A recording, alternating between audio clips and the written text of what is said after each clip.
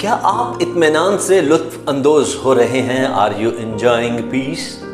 اب خداوند جو اطمینان کا چشمہ ہے آپ ہی تم کو ہمیشہ اور ہر طرح سے اطمینان بخشے۔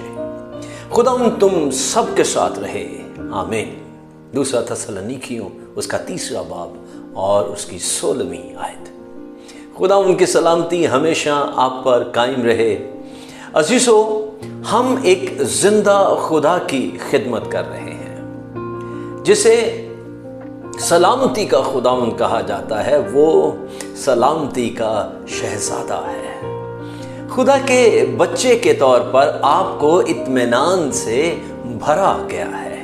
جیسے ہی آپ نئے سرے سے پیدا ہوتے ہیں تو یہ اطمینان آپ کی روح میں بھر دیا جاتا ہے۔ روح القدس جو باپ کا جلال ہے آپ میں رہتا ہے اور اپنے ساتھ خدا کی سلامتی اور اطمینان کو لاتا ہے۔ یوحنا کی انجیل اس کے 16ویں باب کی 13ویں آیت میں یوں فرمایا گیا ہے، لیکن جب وہ یعنی روح حق آئے گا تو تم کو تمام سچائی کی راہ دکھائے گا، اس لیے کہ وہ اپنی طرف سے نہ کہے گا لیکن جو کچھ سنے گا وہی کہے گا اور تمہیں آئندہ کی خبریں دے گا۔ لہٰذا آپ کو روزانہ اطمینان سے لطف اندوز ہونے کے قابل ہونا چاہیے۔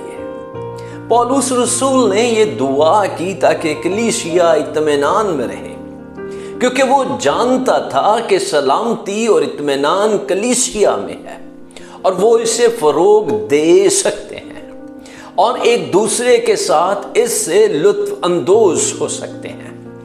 پولس کی یہ دعا آپ کے لیے یعنی آج کی کلیسیا کے لیے، چرچ کے لیے بھی ہے، تاکہ آپ خدا کے اطمینان سے بھر جائیں اور اس سے لطف اندوز ہوں، اور نہ صرف خود اس سے شادمان ہوں بلکہ سلامتی کی خوشخبری کا پیغام لوگوں تک بھی پھیلا سکیں۔ اسی لیے پولس رسول روم کی کلیسیا کو یوں لکھتا ہے، رومیوں کا خط اس کا 12واں باب اور اس کی 18ویں آیت کے اندر آیا ہے، جہاں تک ہو سکے تم اپنی طرف سے سب آدمیوں کے ساتھ میل ملاپ رکھو تاکہ آپ اپنی سلامتی، اپنی شادمانی دوسروں کو ٹرانسفر کر سکیں۔ یقین جانیے جیسے ہی آپ ایسا کریں گے آپ کا خاندان، معاشرہ اور پوری قوم اطمینان کا گہوارہ بن جائے گی۔ ہیلیلویا! آئیں امن ساز بنیں۔